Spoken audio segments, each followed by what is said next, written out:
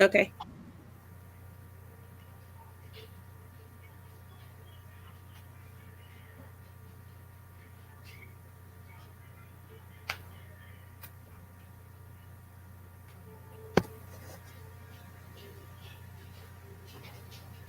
Okay. Hello. Good morning, you guys. Good morning. All right. Let me go ahead and mute one of my devices. I'm so happy to have you on the call today, or you have me on the call today, whichever way you want to say it. I'm Okay. glad we're here to talk. Yes. Okay. So, good morning, everybody. We're running a little bit late, but we are going to start sharing the contribution of Black women. So, last week we started with artists. This week, we're going to do business and political leaders. I Yeah. am Brittany Sessions of Black History Rocks, and this is Kanisha. You want to introduce yourself? Yeah, so my name is Kanisha Pullman. I'm the owner of Tutus and Twenty Shoes, which, contrary to the name, is a hair care education company. And I specialize in teaching white adoptive parents how to take care of Black kids' hair. And so I was excited to partner with you, Brittany, because I think understanding history actually comes into play when we're talking about hair care. Anybody can talk about how to take care of hair or teach you how to do styles, but not understanding the context and culturally why it's important is kind of a gap in the industry. And I really wanted to make sure that parents that worked with me had a better understanding of our culture, of our history, how we got to where we are. And I couldn't think of anybody better than you because, like, you love history. And this is your lane. Well, thank you. And I'm so excited about partnering with you on this campaign. And we had a really successful week last week. We did. Yeah, we got to share some amazing women. Um, and I'm really excited about this week. We have some amazing women again to share. So I guess we can just kind of recap last week and maybe just talk about a little bit about, I guess, the women and maybe what you felt. Yeah. If you want to do that and learning about these new women, especially, I know your favorite was Elizabeth Keckley. Yes. My favorite, I mean, I loved all of them, but my favorite was Georgia Douglas Johnson, who I got to share a little bit about last night. And then you shared a little bit about her this morning on your feed. So, do you want to talk a little bit about that? So just to give you guys a little insight, Planoly, which is an app that many people who work in the online space use to send out information and like keep our lives a little bit organized, was not working to our benefit this week. So you guys probably saw me share Elizabeth Keckley like 12 times. It wasn't just because I love her, it was also because I couldn't get Planoly to act right. So, and then with Georgia Douglas, I didn't get her shared in the amount of time that I was supposed to. I would love for you to talk about Miss Georgia first because she got the little, like the least amount of time. Like there's not even captions on my page about her right now. I have to go back and put the captions. So tell me why you love her and like what about her history and her story really inspired you. Okay, so I first learned about Georgia Douglas Johnson when I think I was in high school when I first learned about her. And I stumbled across her because I got an African American poetry book. And I read this poem and I was just like, oh my goodness, this poem is bomb. It was I Want to Die While You Love Me. And I read it and I said, I need to know who this lady is. I need to know who she is. Like who wrote this? So I went and I researched her and I learned about not only about her writing, but I learned about her life. So she was born in Atlanta. I'm from Atlanta. So I was just like instantly connected to her. I was just like, oh, it's just like, oh, it's amazing. So I found out that she moved to DC when so she got married and moved to DC. But before she moved to DC, she went to Atlanta University, which is now Clark Atlanta University. So then she moved to DC when she got married. She lived near the National Mall, which is like if you've ever been to DC, like really it's really close. And I'm sorry, my dog is literally like bothering me. He was not bothering me before the live, but now he needs all the attention. So he's literally right here while I'm talking, and every time I move my hand, he starts talking. So if you hear him in the background, please forgive my dog. But so she moved to DC, and this was during the time like of the Harlem Renaissance, and she worked as a secretary. But I'm sorry, my dog, he always does this when I'm busy. He has to make his presence known. So she met with a lot of a lot of people, Langston Hughes, Zora Neale Hurston, County Cullen. And so while she was there, what she did is like her house became like this hub, which was really, really cool. A hub where all of these people would come together and they would meet up and have just like get-togethers. And they became weekly get-togethers. And she would like allow people to share their work. She would allow, people to like collaborations came out of it. I know Zora Neale Hurston and Langston Hughes collaborated on a play, and that collaboration started at her home. Mm-hmm. And so when I learned all of this stuff, I realized like it was because of people like that who created these spaces for Black women. I mean, for Black women, Black men. Like they created these safe spaces where you could come together and you could learn and share your story, get feedback, just take the load off. It was because of those safe spaces that the Harlem Renaissance, in my opinion, thrived and became as big as it was. And, people were able to create work that we still look at and we still admire today. Isn't it amazing that not everything that is huge in history, not every piece of it was actually a huge action. Some of it was just small, was everyday things. And like for her to open up her house to people who probably seemed just like her peers, at that moment, not realizing in that particular moment that these people that were eating with her were going to be history makers or going to be like heroes in our eyes, years and years later.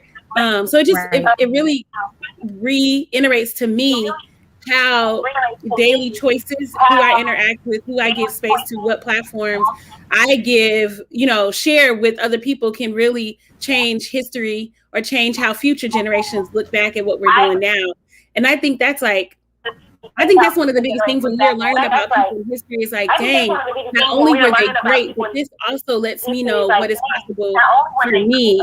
Maybe I don't have $1 million, but I can see people, like I can open my house, or I could, share my platform. If I could talk somewhere and a couple of, 10, 20 people are in the audience, well, me sharing it with another person, that's 10 or 20 more people that would, have heard what they have to say. We don't know what that's going to look like in the future. So that is amazing. That is amazing. Yep. It's just like one contribution can, like you said, it makes the world of difference. And you don't think of it at the time when it's happening. But then you look back and you're like, oh, it's because of this space, like this movement occurred and was able to thrive. So, but if you Google the poem, let me know your thoughts. I love that. I haven't yet. That poem. And I don't know if you've had it. Like, I'm really sad because I used to have a book bay. It is. He works. He's a manager. He's a manager at Barnes and Noble, like a general manager. He's big time in Atlanta. And I used to send him screenshots, like I want this book, and then it would just be here. And now I'm real sad because I don't have Book Bay anymore, and so now I have to actually like go look for it myself and buy it or print it or whatever. On Amazon. So she has a book. And what I'll do is I'll find out, I'll post the information, like if you're interested in like reading more about Georgia Douglas Johnson and reading her works, which includes the poem that's my favorite. Like I'll share the link. Yes, please, so we can join you in your love of her. So we're going into our second week. Okay. So this week we are focusing on Black men who were in the business. And oftentimes we think about the current and we don't realize there back in the day who were did your thing, push us forward. So in picking out this list this week, women who like made major contributions, although like we don't think of it, but it indirectly affects us in our day-to-day lives. So these women helped to carve out lanes that were necessary to get a. So let's do it. In picking out. So I'm super excited about this women that we're going to share. The first one is Kanisha's favorite, Annie Turnbull Malone. Sure. You want to talk a little bit of introduction to her was actually a conversation with my grandmother. Well, multiple conversations with my grandmother. My grandmother was a cosmetologist, and my grandmother died when she was 97, and that was just 2 years ago. So you can imagine all the different things that she saw, she lived through, whatever. And so she would tell me about Poro. Like she wouldn't completely tell me what it was. She would just tell me about Poro. She'd also tell me about the cream rinse I needed for my head. And she would, eventually she kind of told me about Poro College, I think is what she said to me. And then that made me look it up. And in looking that up, I was introduced to this amazing woman, Annie Malone.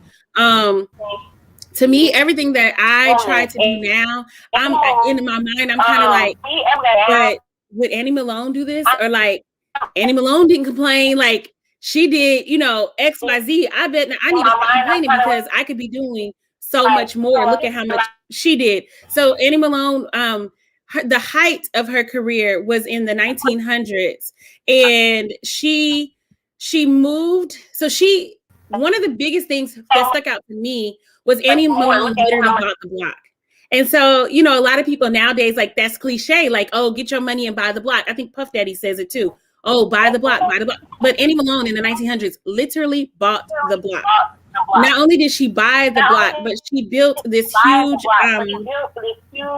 building. She built this, I'm actually going to read it because every time, complex.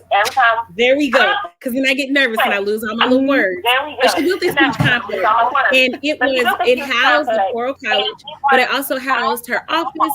It housed the manufacturing plant, and then on top of that, because she was so into community and building social welfare, it also housed the facilities for civic, religious, and social functions. So she had a stage with auditorium. She taught women how to make uniforms, not only for her business, but also for other local, especially Black businesses. She had like a bed and breakfast. It had a cafeteria. It had a gentleman's smoking parlor. It had beauty shops. It had classrooms. It had an ice cream parlor. It had a theater, a gymnasium, a chapel, a roof garden, a general office, shipping department, laundry, a seamstress shop, dormitories, and guest rooms. She had all this stuff in her complex in the 1900s. The complex was built in 1917. So, like, our history books like to... The complex was built in 1900s. Like, the very beginning. Like, we got before women even had the right to vote. And Black women, they were not considered human. And Annie Malone, this superhero, went into St. Louis and bought the whole block and built this massive hub for Black people. So not only was it used just for her beauty industry, right? If we're gonna like minimize it and say she was just, simply aesthetic, or she was in one industry. No, this place housed National Negro Business League, was also there. A lot of the anything that was happening in our community or any space that we needed to hold a conference, whatever, it was held in her complex. And then on top of that, she used her complex to train other Black people in different different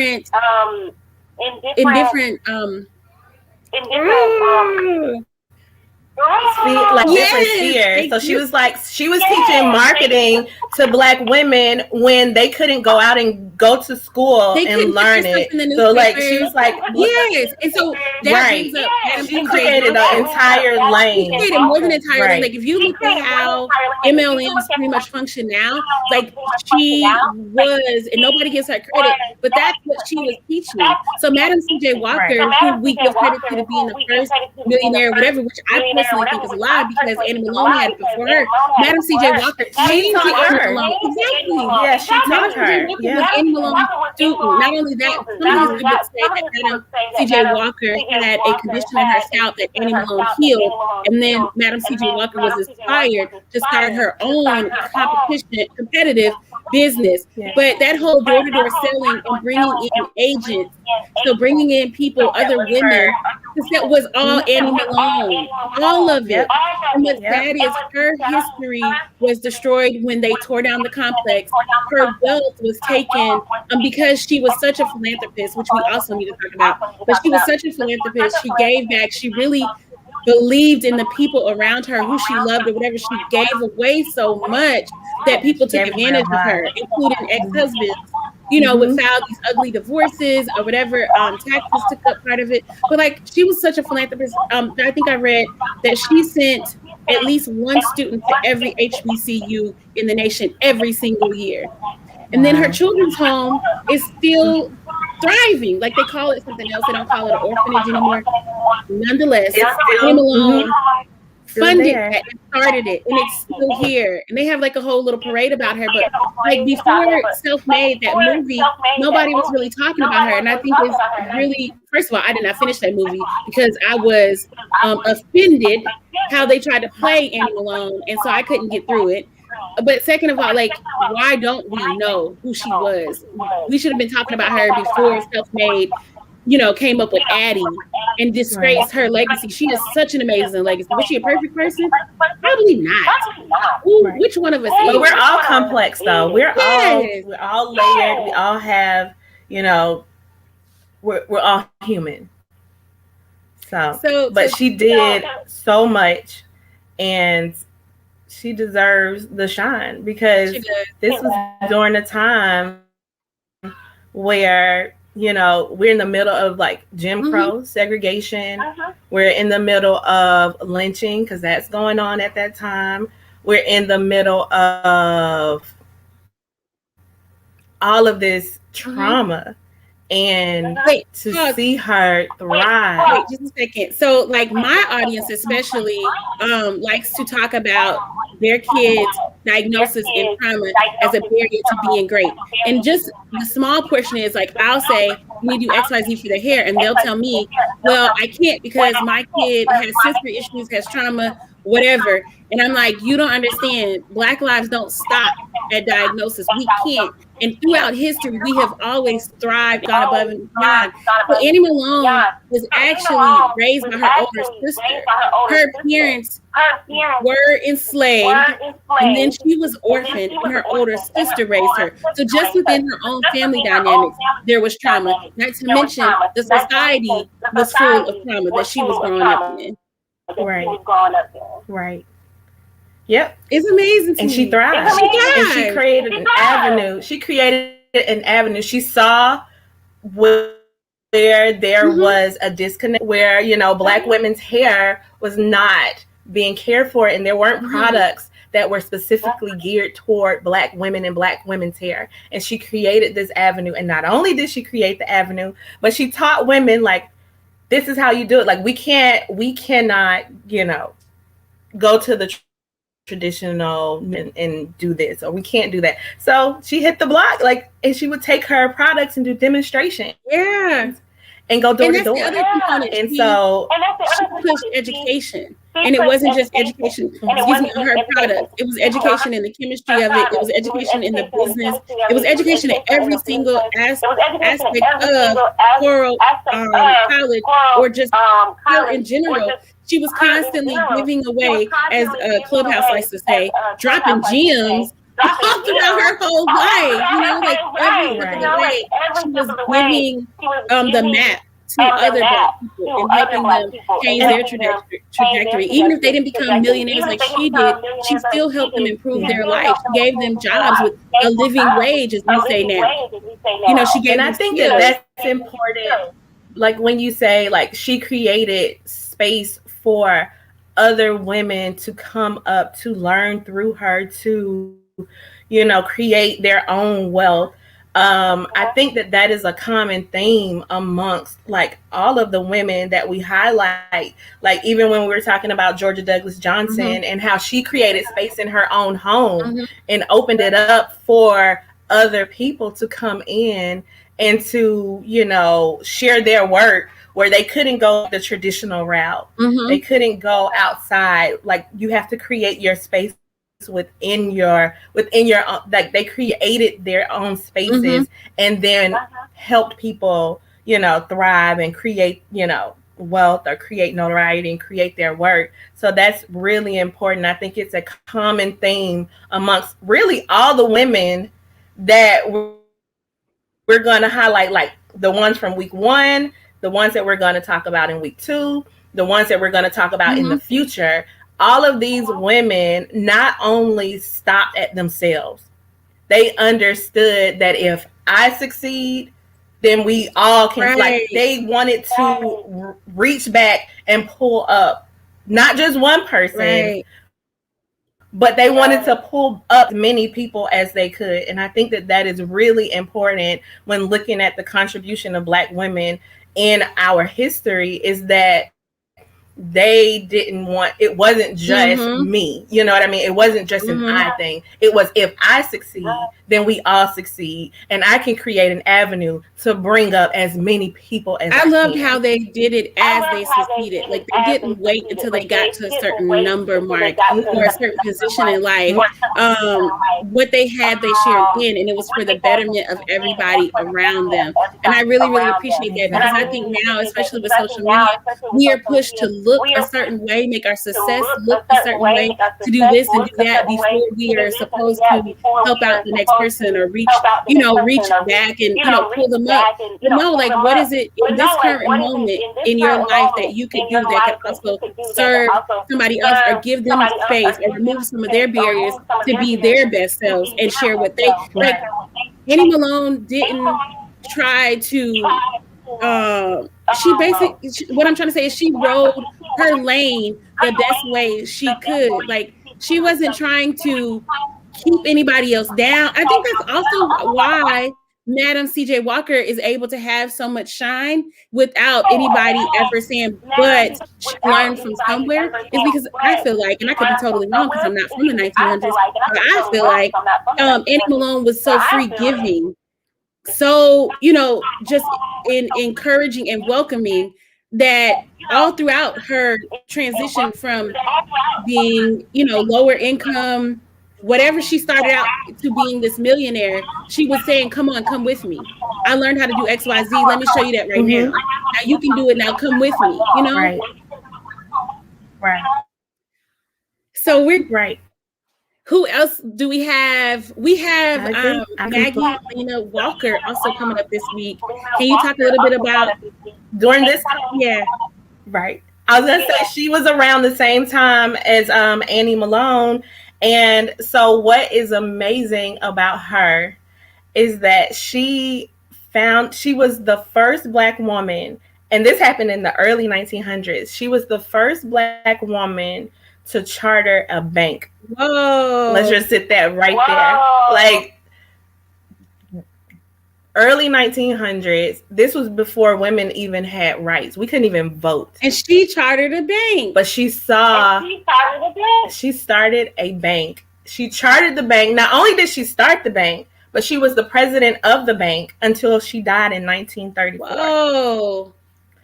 So she saw this need and she filled a gap that needed to be filled. That's amazing. Just like Annie Malone. And so, like, in learning about her story and learning about, like, she was not like, so she was born in the 1800s. Once she went to school, she did really well, but it was like customary. Once you're married, you're married. Mm-hmm. Your life is now your family's life. But instead of just focusing on like her family, she married a wealthy contractor. So like she was taken care of. She got married. She was taken care of. She had kids. She could have just stopped there. You know what I mean? Because that was the epitome of living, right? Customary. You're married, right? Yeah. So instead of doing that, she's like, no, she got involved in organizations. Like she had joined an organization in her as a teen, but she stayed involved as an adult and after she had her kids. And she became, with that organization, she created a newspaper, and it became a widely successful newspaper. After that, she realized like Black people needed a place to like store their money. We needed banks. So we couldn't go to the traditional banks and open an account. We couldn't go get loans. We couldn't go get houses and things like we had to do like find alternative methods to achieve certain dreams of ours. And so she saw that need within her community, and she didn't wait for somebody else to do it. She decided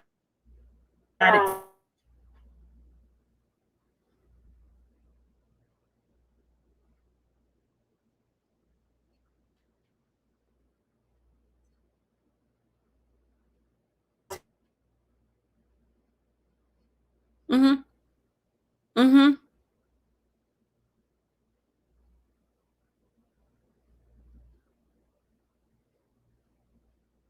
Mm-hmm.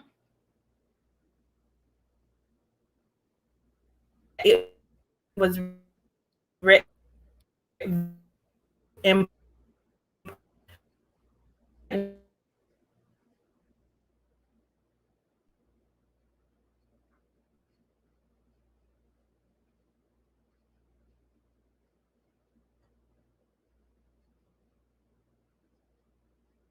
No way. Brittany, shut up. Why don't like I feel like now this is I feel like all of history that we don't talk about often, it's a shame that we don't talk about it. But the fact that this business successfully thrived until 2011 and there's no conversations about it, that's crazy. I was just saying that I feel like it's a shame that so many of our history makers are not talked about, especially in this instance. It thrived up until 2011. This is something that survived until current times. And like I had not heard of her until you brought her up. And matter of fact, I still don't know a lot because I've you've done most of the research and I'm like, okay, just tell me. But that is amazing.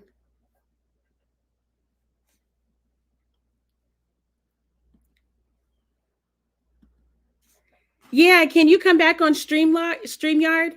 While you're coming back on, I'm going to go ahead and share the video that we had queued up about her.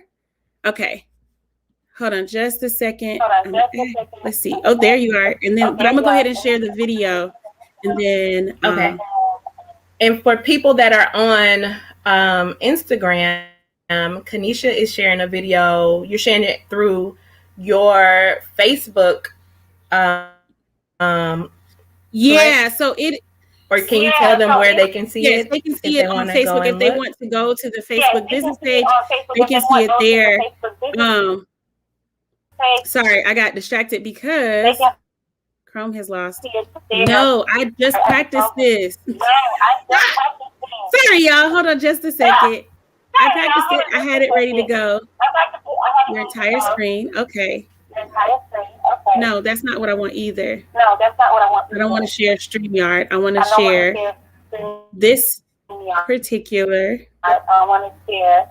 Why is it doing this to me? I thought it loved me. Yes, if you are on Facebook, I am trying to share this video about Maggie Walker. We were going to intro it, but it is on PBS. And so just to let you know, just to let you guys know, like, there is information out here, but we have to know to look for it. And I know for me, I wouldn't have looked for her name in particular. And so I'm so glad that Brittany brought her into my awareness so that I can bring y'all's awareness, so we can, and you guys can go search for it, because like PBS is a common place that we look for stuff.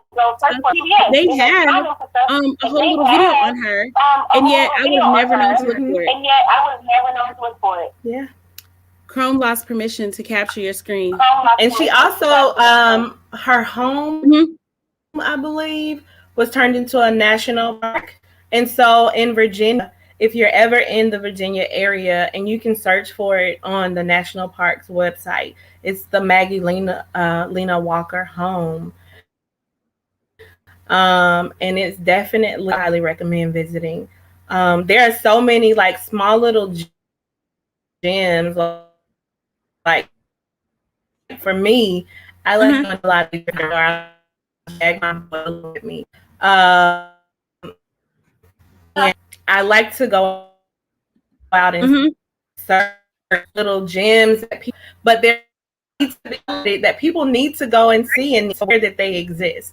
But they create, this awareness, and then once you like for instance, my sons were really into like jets and airplanes and all of that, and I was just like, well, Tuskegee Airmen, I think that is, they were doing it, during a time where they said black people could not do that. And so they said we were incompetent, too incompetent. We couldn't fly. They said we were incompetent, too incompetent. We couldn't fly. Right. And so like when my sons like learned about, when they had this fascination with airplanes and all of that, I was like, I want you to know that they're in this genre. And so I took them, I'm in Georgia, and we took a drive to Tuskegee, Alabama. They had the national park has a Tuskegee Airmen site, and you can hear, and this is the actual site that they did their training. And so you go there and you can see planes. They have replicas that are there. You can walk through, you get to see their uniforms. They have a place where you can watch the movie and learn more about them. You can buy, like I bought them these little the P50, I think it's the P51 Mustang fighter jet, like the little airplane that they for me that they saw, they look like you who were doing things that interest you, so you don't feel like an anomaly. Like you don't feel like you're just one out of like it's just you and nobody else was doing this. Like there were people that were doing this, and so whenever they have an interest, like the researcher in my mind, like the Black history historian, just like check, I gotta find an avenue where I can share with them like, hey, this happened during this time and people were doing the exact same thing. So don't feel like, you are one in one. Right. And I have the video queued up, so we can go ahead, because I've already got it shared. I'm gonna go ahead and play it, and then we can. Oh, you know what? Matter of fact, let me move this phone, and I'll switch it to the other screen, and that way the Instagram viewers are included too. Good. In a citywide boycott of segregated streetcars. Most people believe that the civil rights movement began with Rosa Parks refusing to give her seat on the bus to a white person. That is really far from the truth. The civil rights movement began as soon as white America started enacting the Jim Crow laws. I cry aloud and sing the tune against Jim Crow cops. Let us walk. It spells respect that meant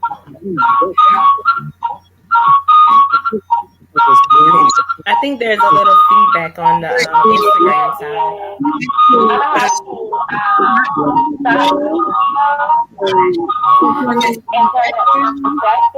Okay. But you guys, please go to PBS. And we'll share the link and where you know, and for themselves if you want to do that. One of the things that I thought was, as soon as you started, says that a lot of people seem to believe that the civil rights started when Rosa Parks couldn't get up out of her seat. And she's like, no, actually, there was all these things happening. So as soon as they started implementing Jim Crow, Black people started pushing back. Like the civil rights movement started, you know, as soon as there was a reason to start, basically. And that's common sense, but we never ever really talk about all the ways that the civil rights movement was actually happening and all the people who were involved were part of it. So like you were saying, Maggie Lena, Miss Walker, we could have just decided, I'm doing well, I'm married, I'm wealthy, I'm good. Those people that are still having these issues, I'm not a part of those Black people. And she could have kept it moving, right? She also, so we talk about Rosa Parks and Martin Luther King and Malcolm, but we never talk about the financial aspect of what was happening with the civil rights movement. And that's exactly where Walker comes into play. Mm-hmm. Yep. And I think that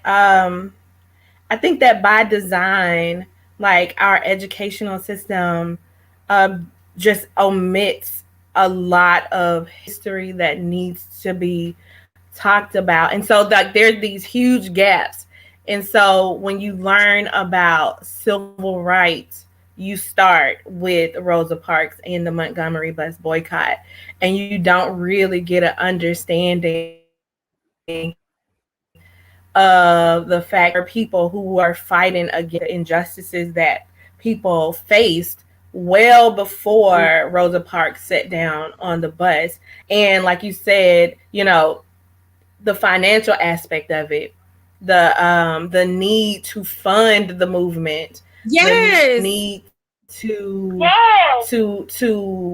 you know, bail out people who were arrested for protesting for our rights. Like there was a need in all of those spheres. So yes, you have the protesters, but you have to have the people on the other side that were there ready, willing, and waiting for that call to say, this person was arrested, or these people were arrested, or, you know, we need to get here, we need to get there, right, or there's a demonstration happening here.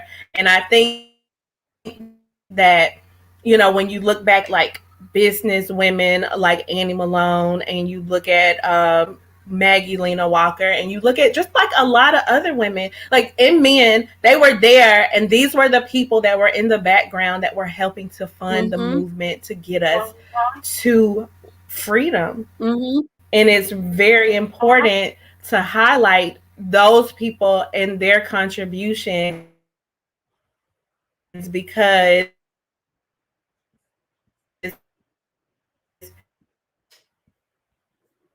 right. It wouldn't have happened if it wasn't those supports and posts. Like you said, even if we're just going to talk about, okay, they did a protest, they got arrested, then what? You had to have the people who were able to bail them out. You had to have somebody who could act as a lawyer or was a lawyer. Like you had to have all, it was a complete lifestyle. It wasn't Rosa just sat down on the bus and Malcolm led a couple of marches and talked about it, and now we sat in restaurants. Because even with the bus boycott, right? So like now people like to basically romanticize the movement and say, well, if we would just boycott such and such, we would stop giving our money to them, then they would act right. But the only way we can stop giving our money to them, whoever it was, like with the bus boycott, was to have something as an alternative with our own. And during that time, we had business owners who owned fleets of buses. We put together and we carpooled in cars. Yes, there was a lot of walking. Because people didn't have a walk, but we did have alternatives, and I think that's what's missing in a lot of today's movements is we've gotten very complacent and don't realize how many different facets, how many bases we have to cover before we say, oh, we'll just boycott them by giving them their money. Like even in the hair care industry, like I had an issue over the holiday of people getting upset because the shipping was taking too long. And I could just say, like, it's not my fault. But what's the deeper issue is that Black hair care products are not owned and controlled by Black people. Black hair care tools are owned, controlled, and manufactured in China by Chinese. So yes, on the surface, it looks like it's just a shipping problem, but actually it's a huge it's issue. A bigger issue. Yeah. And until we do something about that, until we can manufacture for ourselves, until we can replace, shipping, until we all these other facets, I can't just say, well, I'm just going to wave a line and I'm only going to buy from Black businesses. While I do try to put my money in Black businesses first, I know for the most part, unless somebody has told me, there is not necessarily a comb manufacturer, that's making these rat tail combs that I can buy them at a low enough price where my kit is making any kind of profit. Hell, I'm barely making a profit on it now because the beauty industry, the Black hair care industry is so tightly controlled by Chinese companies. So when I try to get in and buy my comb at a wholesale price, like they're given to these beauty supply stores, I'm basically X'd out. And so when we look at what's going on in our community, we have got to stop beating up on each other. Like, looking on the outside in, don't understand how complex that issue is. But if we want to start making changes, we do have to start addressing more facets of life in totality, not just, oh, well, we can just, don't buy from them.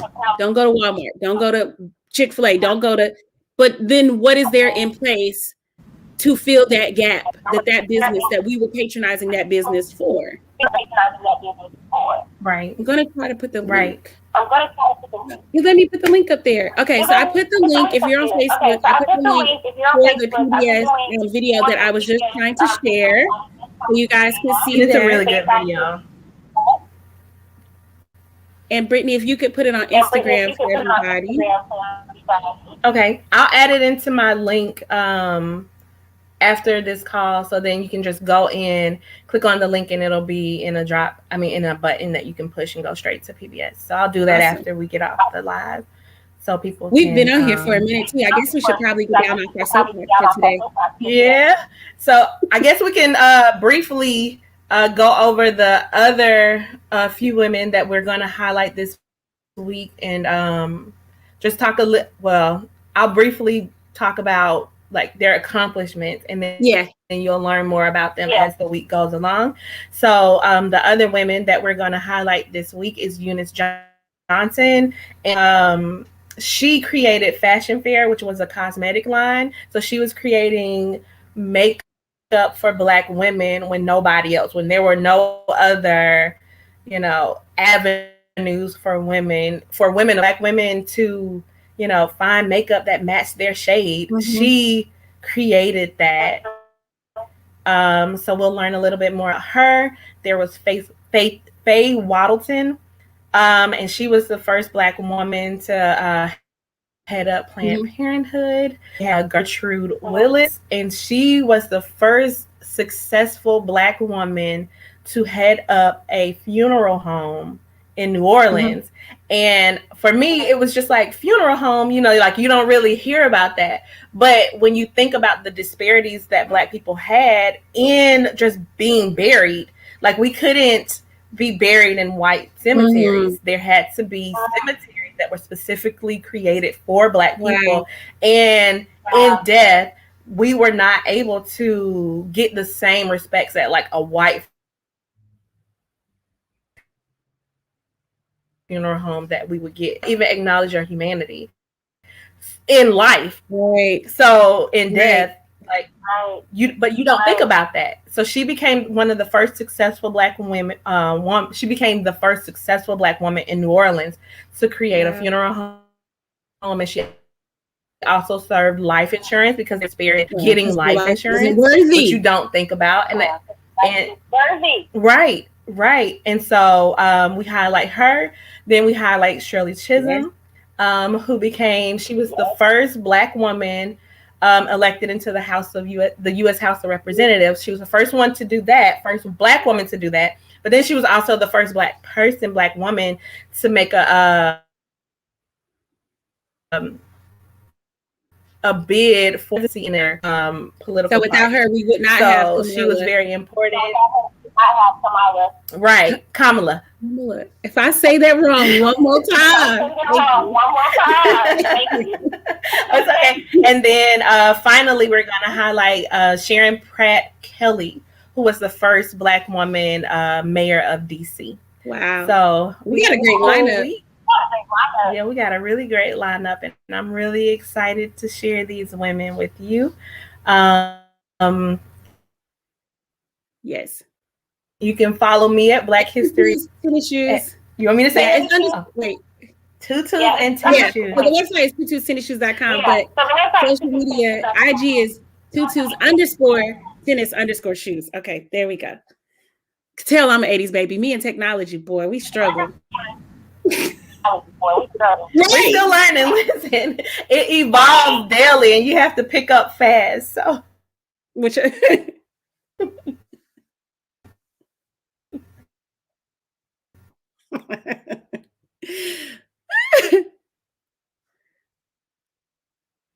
thank you guys.